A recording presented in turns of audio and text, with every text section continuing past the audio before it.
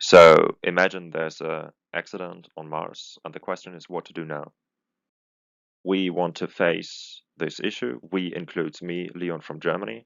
We have Anna Luisa from Germany as well, Gleb from Russia, Olga from Finland, and Nicola from France.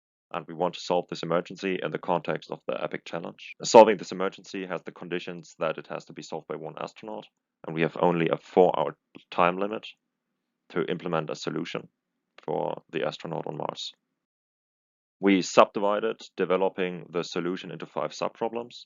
For the astronaut, that means he first has to map and communicate the issue. After some time delay, he gets the solution sent back from Earth.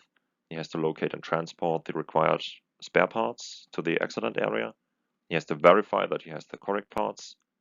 He needs to somehow read or see his assembly instructions, and he has to identify the correct parts during proceeding with the assembly.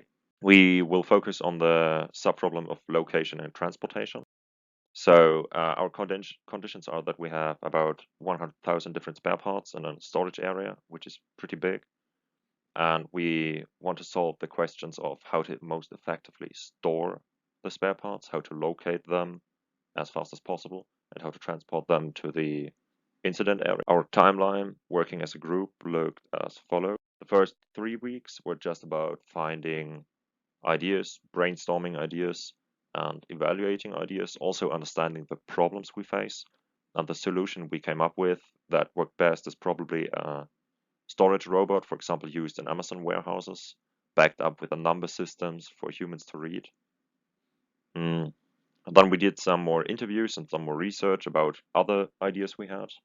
And the last 3 weeks were basically just about conducting experiments around the robot because the robot itself is very, very expensive.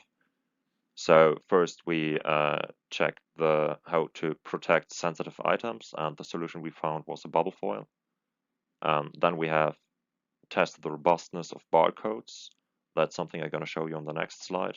And at last, we had the numbering of shelves, and what we came up with is that a combination of numbers, letters, and colors is most effective for humans to read. The barcode, we can see that fine and big particles pose a big threat to the barcode, but surface damage is not as big of an issue. And we simulated radiation and the loss of contrast. Our future actions are first getting hands on a robot and testing the mechanisms of failure of the robot itself. And second, building a small scale warehouse to again implement all the different elements we already tested and tested again. Thank you for your attention.